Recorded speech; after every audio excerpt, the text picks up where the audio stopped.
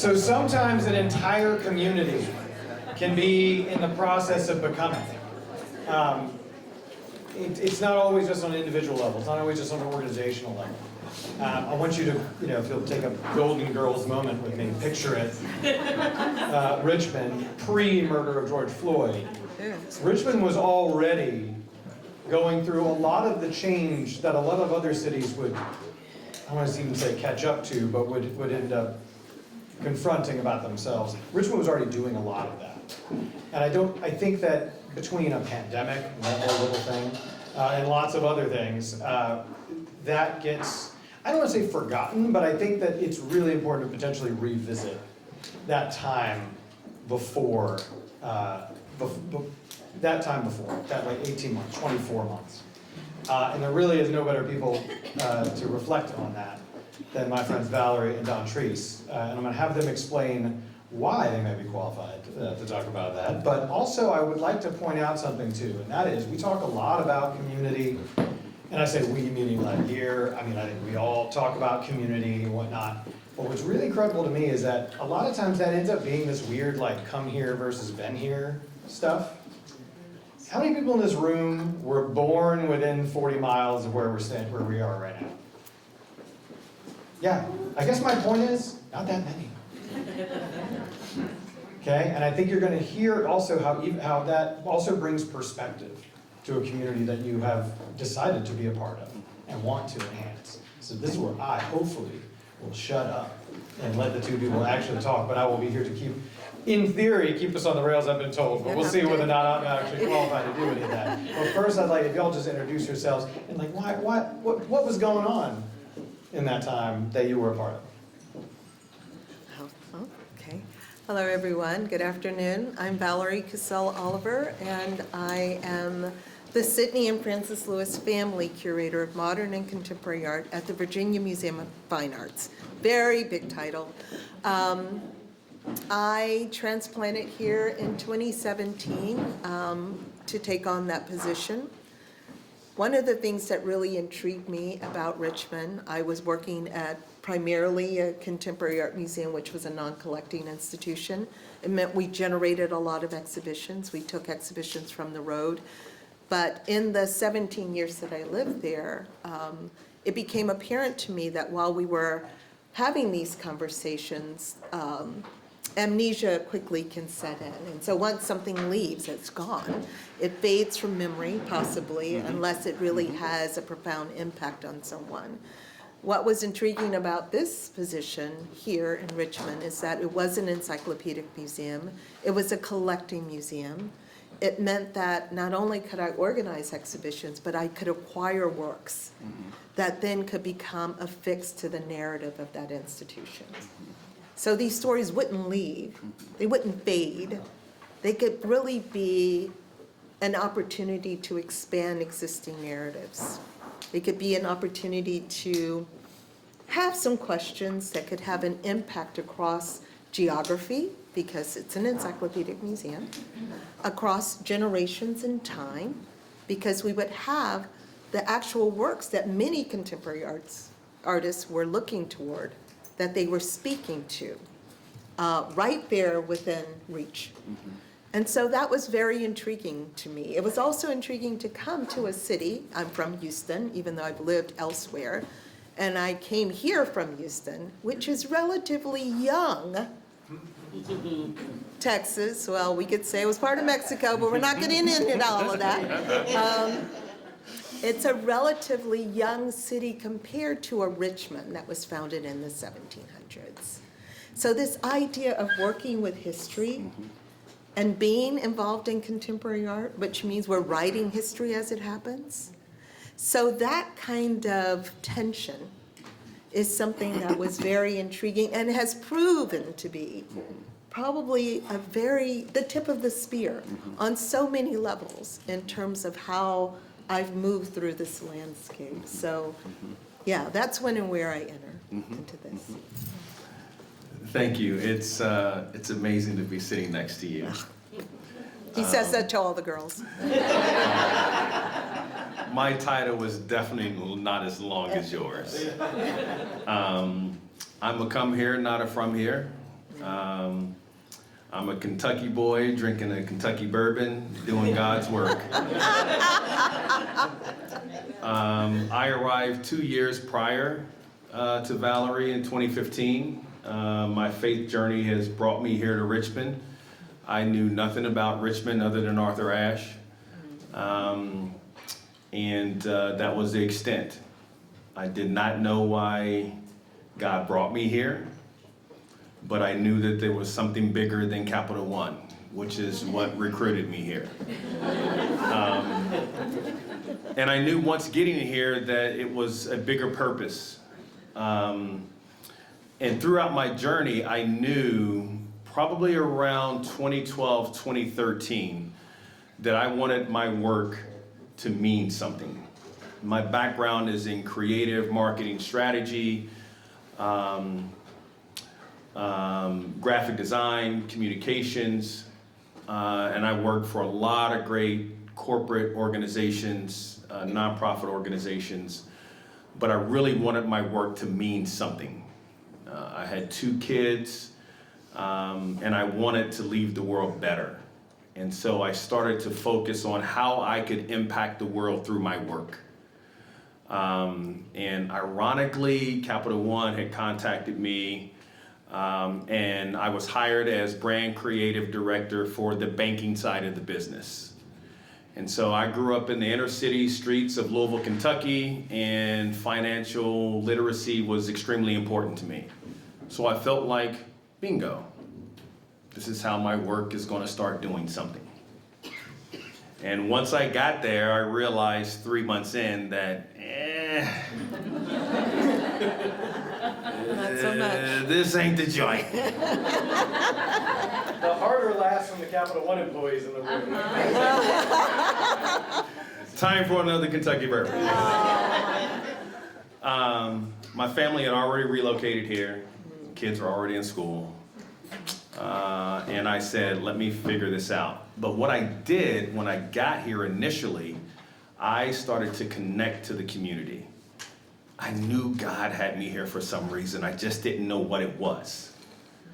I didn't know what it was. But He's never failed me. He's never failed me. And so I just started to do what I've always done, and that was to uplift the community in any way that I possibly could.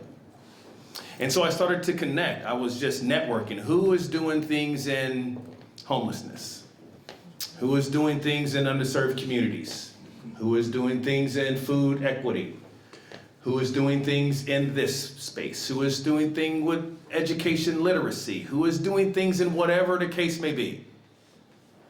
And I started to expand my reach. So within a year, I started to plan my exit strategy out of Capital One. But I already knew what I was going to do. So I started to work within the community and started to get some things done. So by the time 2016, 2017 happened, I was already involved in leading the feasibility study for Cristo Rey Richmond High School, which for those that don't know, Cristo Rey Network is a network of high schools throughout our country that provide education for low-income students throughout our country. They have a unique model where every student works 1 day a week with local partners. And I had the pleasure of leading the feasibility study and our pre-launch that allowed me to hire our founding president, and most importantly, our founding principal, who is sitting right there as Corey Taylor. Yes. One of the best things that I think I've done, amongst many things, because now he's at Peter Paul Institution and he's doing amazing freaking work. If you don't know about Peter Paul, check that brother out and what they're doing for our community in the east end of Richmond. It's phenomenal. I'll give you your $5 later. Thank you. I don't need much.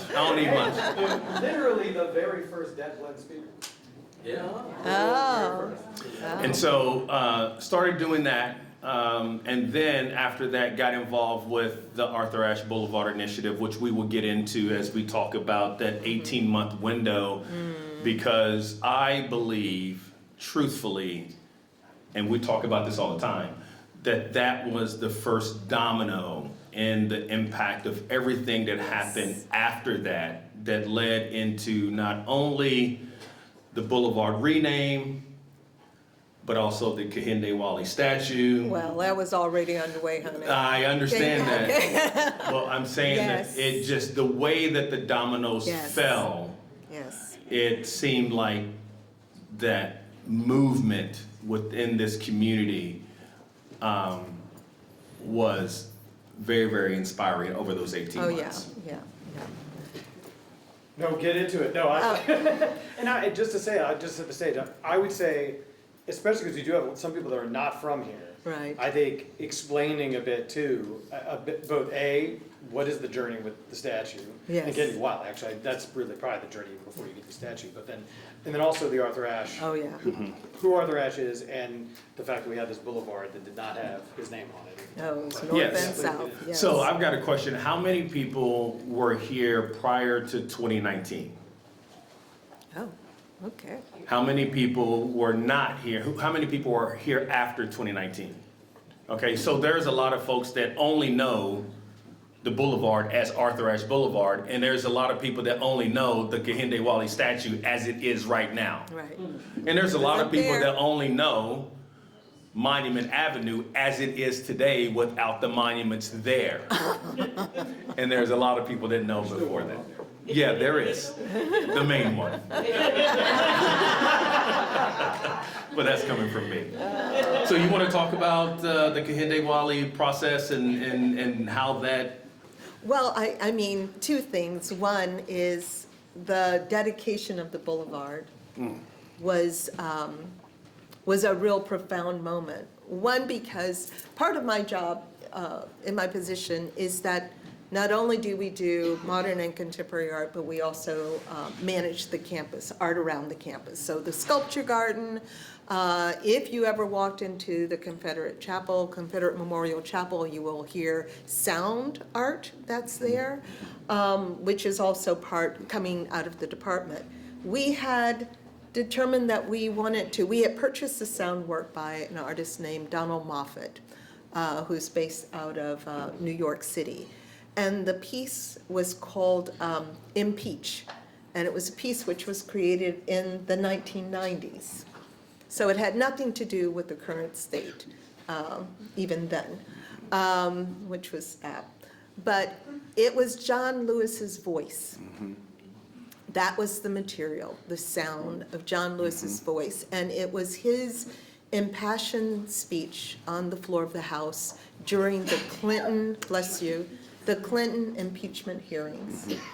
And he cited, as he often does, about growing up as a young boy in rural Alabama and a storm approaching the house, and how people came into this shotgun shack, his family, and as the wind was blowing and threatening to lift this house, how people, the family would run to one part of the house to hold it down, and then they would run to another. I mean, this is a story that he would tell quite a bit.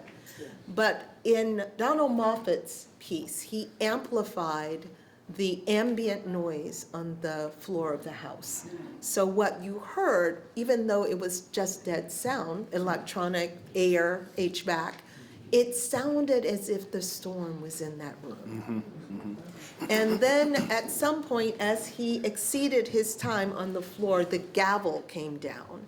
And it was just at the time that he said, the thunder, and the lightning. So you could hear this pounding of the gavel.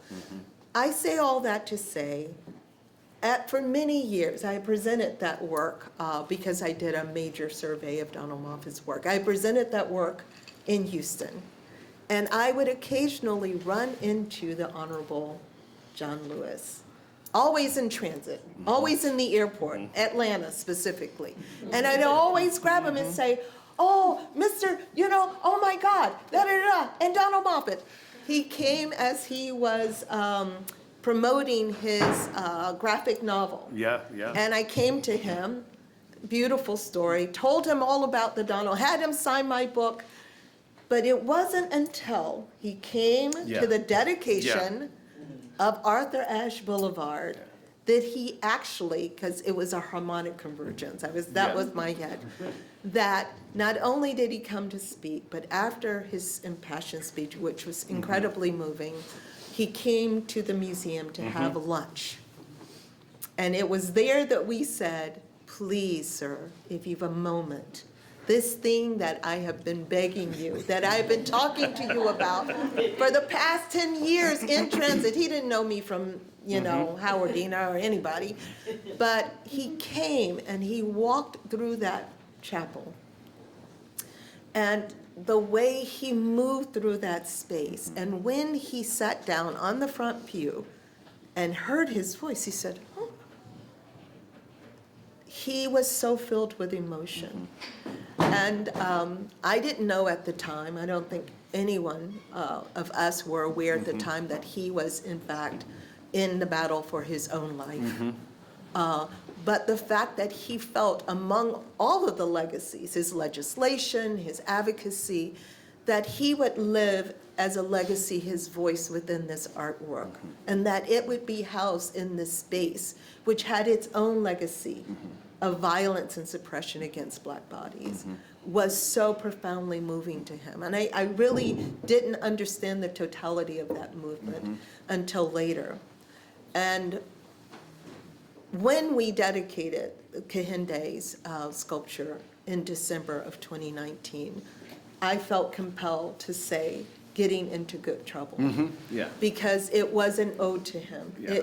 It wasn't the opening salvo for that sculpture. That sculpture, just to back up, but I wanted to give that flower because it was because you had brought him there because of your work. Kehinde Wiley had come here in 2017 as part of his traveling retrospective or survey called A New Republic that had been organized by the Brooklyn Museum. Ironically, we have Giants, which is from Brooklyn, on view right now. But at the time, it brought him to Richmond because he came for the opening reception for that exhibit. And while he was here, my colleague Sarah Eckhart was chaperoning him about, and she drove him down Monument Boulevard. Now, he's from LA. I'm from Texas. When I drove down there, I was like, what the fuck?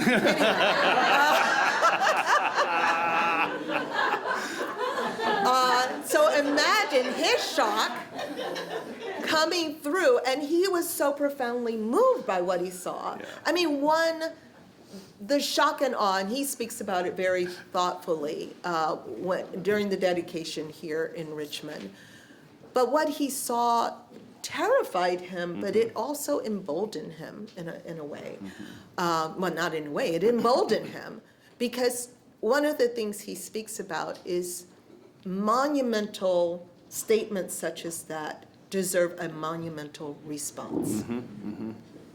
And that set him on the path. That was always his practice, is how do you take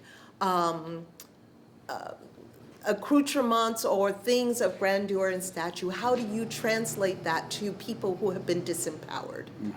That is why it is the everyday man, the everyday woman who is elevated. Sometimes celebrities, of course, you'll see that in Giant's exhibition now, how he affixes those bodies, which ordinarily are relegated to the margins and almost invisible, because they were often servants. And if you were a favored servant, you would be in those 18th, 17th century portraits, right?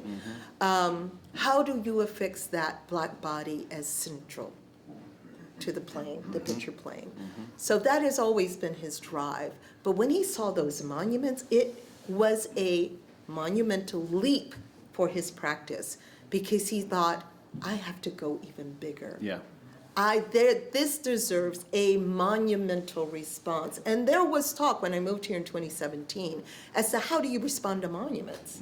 You know, the idea, do you contextualize them? Do you leave them up? Do you take them down? Right. There were a lot of conversations Yes. taking place. I remember vividly, I think it was Yep. at the Valentine.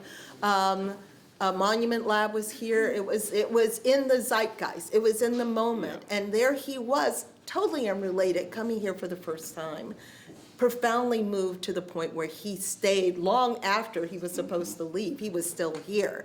And he was studying the monuments. And so the J.E.B. Stewart, which sat at Stewart Circle for almost 100 years, before it came down, became the piece that he patterned Rumors of Wars from.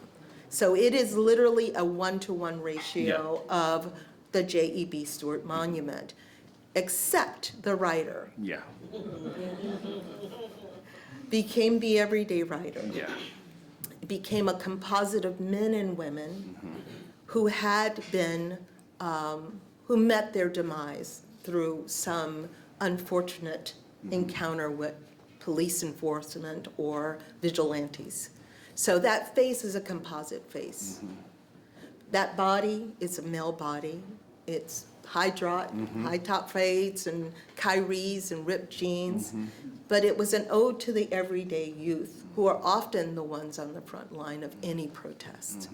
So getting to your point, it was a profound monument for what would happen in 2020. We could not have known that in 2019. No. And I think that's a testament to this city. I think it's a testament to all of the energy that was happening here, that was here, the groundswell that came long before I arrived. Yeah. You know, but it happened as, it was something in the water. Yep, yep, Because it all took place in 2019. yeah, And I was there when Stonewall Jackson came down. yeah. And when I say it was a hard, cold rain that fell, Yep, you could feel the ancestors in the place. yep. You could feel them in the place. Yeah, and I'm so glad you set that up, because we talked about this during our pre-meet about that. So as you all were becoming, starting in 2017, right? So I was becoming in that 2018, 2019 window of the Arthur Ashe thing, and we're on different treks. You know, you're working your thing, you're becoming, and you feel that movement in the city. Yeah. You feel that energy. You feel that change in the city. And I'm on the opposite side. And again, we're not from here. We're come heres. Okay?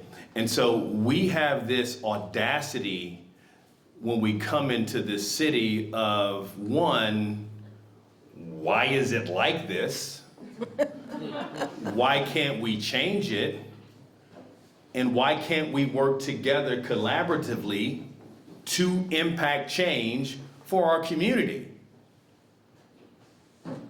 Why do we have to, and I went through our notes, and one of the things was, why do we have to shake the hands of shaking the hands of shaking the hands of all the folks that you have to shake hands to when you come into the city of Richmond?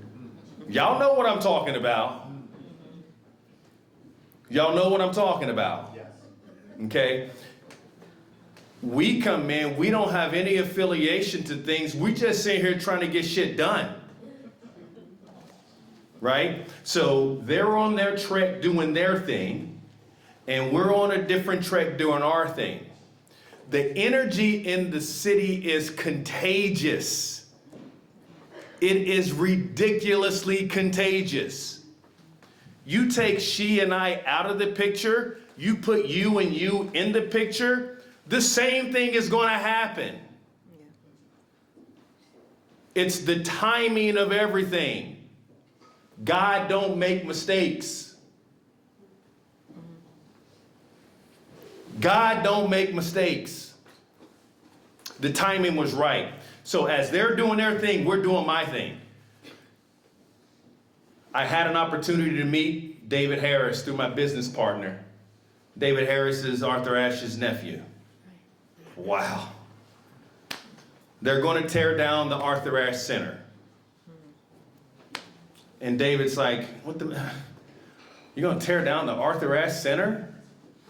Well, then you got to give me and my family something. You're not just going to take that away. So how about this? If you tear that down, then we want to rename the Boulevard. That's what we're going to give and take. So my business partner says, I got the right guy for this.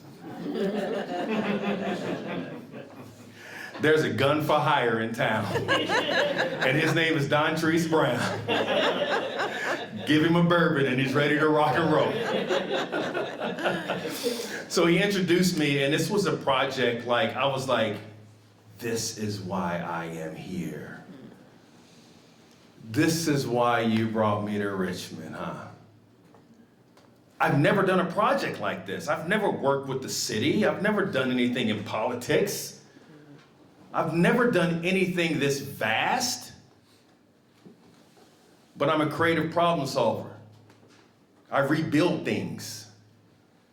I know how to galvanize individuals to focus on things collectively, get them involved, to do things, something that's bigger than themselves. That's what I know how to do. I know how to inspire and motivate. Okay? So, okay, let's do it. We started in September of 2018. September of 2018. Every Wednesday night, we meet in my dining room at 6 o'clock. And we stay there till 1, 2, 3, 4 in the morning with bourbons and whatever. But we would strategize. We would work the plan. We would solve the problem. We would work the plan. We would solve the problem. And then we would figure out, how do we involve all of those that need to be involved? Because it's been tried 3 years before, 3 times before, they renamed the Boulevard. And it got shut down.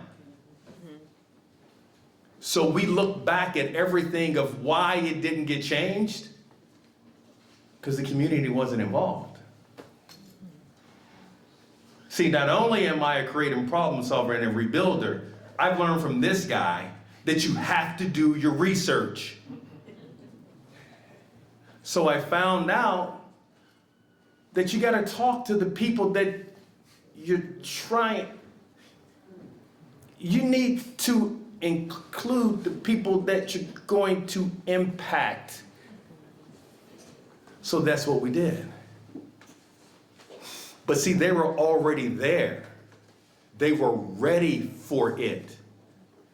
They were already becoming. And so what we did is we involved the community. We asked questions, those for and those against, because we had to have answers for those that were against. Because we knew the people that were on our side were preaching to the choir. We had to ensure that we had legitimacy for those that were against. So we made those town hall meetings, every single one. And we listened to the reasons why folks didn't want it. It's bullshit. It's bullcrap. But we had to be prepared for it. So as we're strategizing, we're making sure that our messaging, our communication, and everything that we're talking about supports against that. So whenever it came back to us, we had answers for it. So within 3 months, we were ready to rock and roll. We went to city council. Completely 100% city council voted in. One abstained. One abstained. Because that individual felt nothing should be named after no one. Everybody else voted yes. So then the mayor says, all right, big time. Now you got the vote. Now what you gonna do? Because I ain't got no money for you. I don't have any money for you. So, this is in January, February-ish. What are you gonna do? Give me a week, I'll get back to you. Came back in a week, we proposed a 4-day celebration. We didn't have any money, but I said, I'll raise the money. Within 3 months, we fundraised over $250,000. Thank you to the VMFA, thank you to the VMHC, thank you to all the partners that helped us raise that money. Small and large, individual, private, corporate, foundations, you name it. $1 up to $25,000, $50,000. In 3 months, we raised that to do that celebration, which allowed us somehow, some way, to get John freaking Lewis here. Ironically, they were having the Black Caucus convention here in the city of Richmond at the same freaking time. We had helicopters, we had people sitting on buildings with snipers and drones and everything. And that man, So beautiful. that man, So beautiful. the little powerhouse he was, Yeah. looked in my daughter's eyes and shook her hand, and I mean, he gave her every bit of attention. Yeah. Was like she was the only person in his presence. She'll never forget that day. Never forget that day. It was the most amazing experience. And people say all the time, they ask like, how did you get it done so fast? How did you do this so fast? And of course, I like to say because I was involved. You know, Kentucky boy. But I say this, and she attests to it, the city was ready. Absolutely. It wasn't because of me. You take me out and you put somebody else in. The city was ready. We were tired of the same old thing. The governor was going through his blackface thing. The lieutenant governor was going through his sexual harassment thing. You name it. Everybody was looking at the city of Richmond like, what the hell are y'all doing? And everybody was, the energy in the city was so thick and so contagious. That's why it happened. But we included the community in everything. So they felt like they had voice in it. So our becoming was that. But I'm going to counter you Okay. because I'm going to say it was important that we were in it.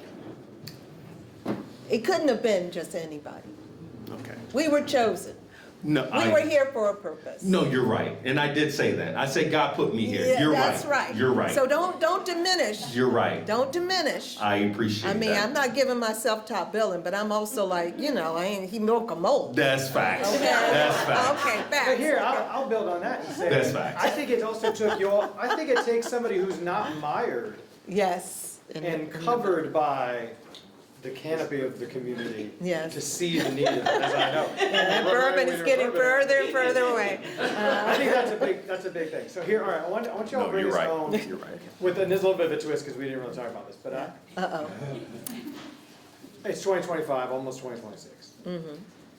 Now looking at what happened, the fact we have people in the room that only know it as the city with rumors of war, the city with Arthur Ashe Boulevard. I was actually rewatching because Kehinde reposted it recently with the Oh, Times yeah. Square day. Yes, yes. I thought that yes. was interesting to see that reaction. I think some people were like, "Oh, is this here for here?" No, you gotta go to Richmond to see this. Yes. But I think that we were on a panel, actually in Common House. We were down in a little viewing room, and Valerie and I were on a panel because of the work with Hidden in Plain Sight. But someone asked, and I was so mad by this, how dumb this question was, but I think it's worth bringing up because I think it's an interesting focus, which is, they said like, now that the statue that it was reflected I is remember down, that. does that mean the power is diminished in Kehinde Wiley's statue? I mean, that's like, I was want to flip tables and shit. But I think it's worth, because to me, and I think we both ended up articulating this in trying to react to that, which is, its power is greater now. Yes. And in fact, it actually tells a story in a way that the original statue does not. Of its own story, of the story of this city. So, what I'd love for you both to do is to kind of round us out a little bit is, now reflecting, now in 2025, almost 2026, the time that was and what that means now, what this lasting effect is. Just if you have any thoughts on that. And I mean, again, it's incredible to me that, we have a generation of at least that cohort even, right, that only knows that. Yeah. You'll just reflect a little bit on that. I love that. Oh. Sorry, I keep turning this off. I think the gentleman was voicing how art has power, it has transformative power. The issues that gave rise to rumors of war have never, they have not recessed. In fact, they've intensified. So that sculpture is still very much a testament to the battles that we are still waging in this moment. That's even intensified in this moment. I think it was for us when we initially put it on the campus. It was to really signify the transformation that the institution as a museum had already undergone, the process it itself was going through. And we wanted something visible externally to signify a transformative thing that was happening internally inside of the institution. Little did we know that society as a whole would also go through a moment of transformation. I'm not sure toward what end. I mean, COVID was a moment in which that realization of what was happening to communities were now visible and irrefutable to so many, because for the first time, people actually stopped. We were stopped. We actually had time to look. We had time to look at that excruciating 8+ minutes that it took to really extinguish the life of a human being for those who could look. We had time to see the, Ahmaud Arbery videos. We had time to see Alton Sterling being murdered, shot in the back. We had time to see it for the first time. It was the first time that people actually saw it. Now, once you see something, which is the transformative power of art, once you see, you can never unsee. Yep. Whether you choose to try to suppress is a whole different story. Whether you try to wish it away, explain it away is a different story. But your spirit now knows. So therein lies, I think, John Lewis, coming right back to him, the Honorable John Lewis, he said before he left this plane that this country is in the battle for its soul. And that is what we are still living through right now. So to see Kehinde Wiley still there is really still a testament to the power of people who are willing to put their bodies on the line to continue this fight and to continue this battle, to be on the right side of history. That was beautiful. And I want to thank you for your counter. You're welcome. Thank you, my queen. I really appreciate that, and it's important to realize that. So thank you for that. Everything that she said, and I will add this. It's a responsibility for us to remember those that came before us. It's a responsibility for us to now realize that we are leaving a legacy for those that are behind us. So what does that look like? What are we leaving for them? What are we saying to them?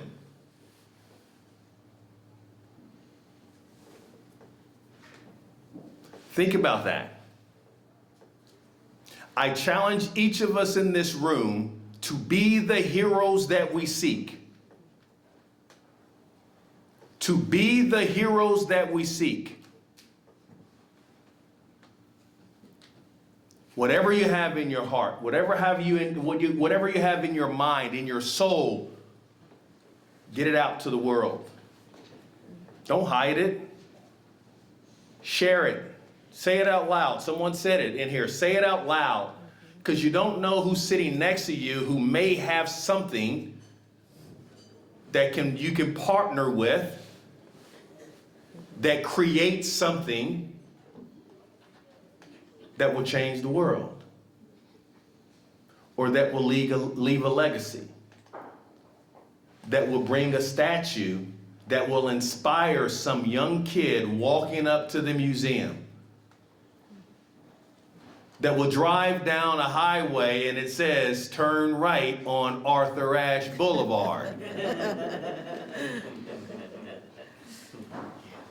And even though they may not know that it was changed to that,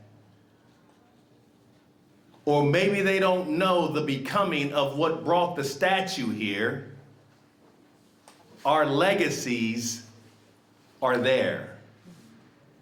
And we're leaving our mark because someone before us left their mark for us. That's the dent in the universe that we're making. I mean, No. my friend,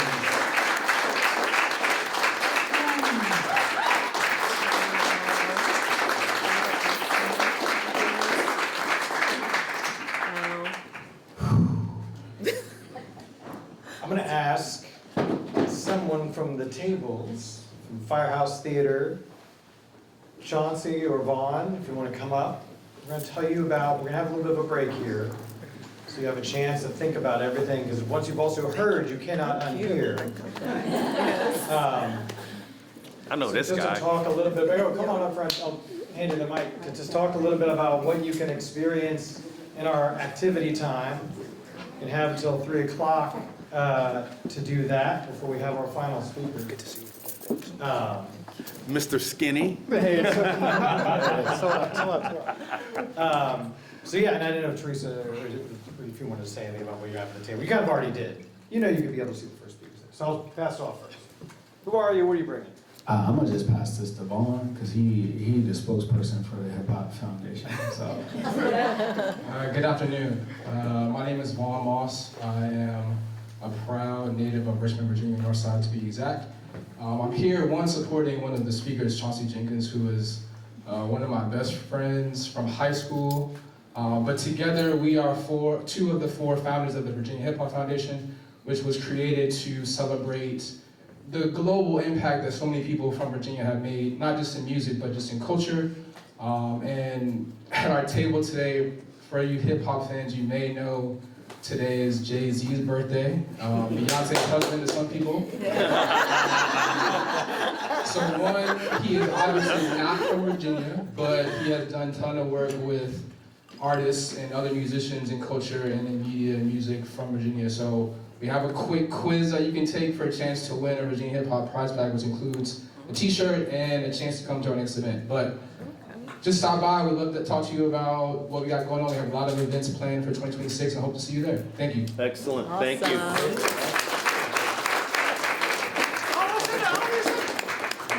Hi everyone, my name is Nathaniel Shaw. I'm the producing artistic director for Firehouse Theater. Trying to follow these two is not a pleasant experience, but I'll do my best. If you don't know Firehouse Theater and you have any interest in the performing arts, or if you love stories from diverse perspectives, or stories like these that try to inspire change, this is a theater in your community that you need to know. We're right on the corner of Broad and Lombardi. Firehouse has been there for 33 years, bringing the most thought-provoking contemporary work to this community.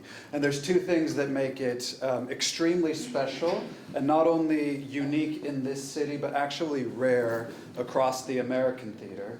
And one is our intense and very serious devotion to the development of new American plays. We meet playwrights at inception, whether the inception is an idea of our own, like one I share with Dontrese, the telling of John Mitchell Jr.'s story, right here, a hero in Richmond. We've commissioned a playwright to tell the legacy of John Mitchell Jr. and the incredible work of the Richmond Planet newspaper. We'll premiere that work in 2027.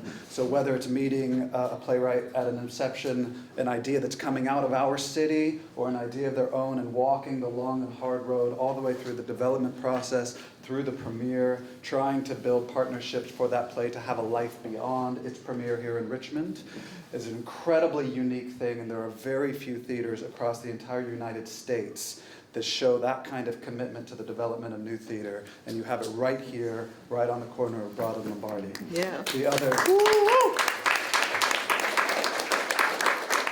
other thing that makes the theater so special and so rare is the way it opens its doors to the community. There are many, many theaters that will rent you their space for some profit and walk away and say, figure it out. But we're very different in that we have several resident theater and dance companies that use our space. And our director of production leads their development process through the design of their show. Our technical director builds and loads in and maintains and strikes their sets. Our communications manager, Montrese Hill, who's right here in the back, Montrese, who has brought a light and energy to the theater that I'm incredibly grateful for.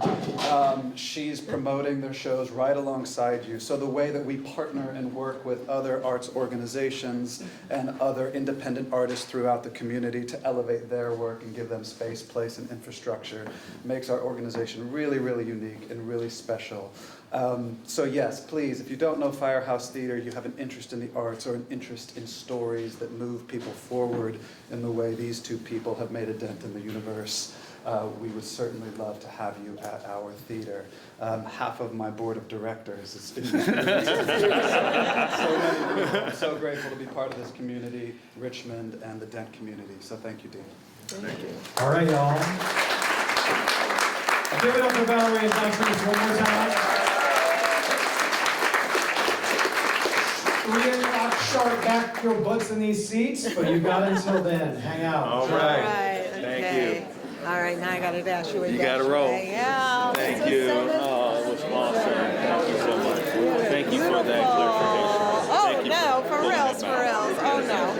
You know you were brought. We, like you say, we were brought here for a reason. I know. Yeah.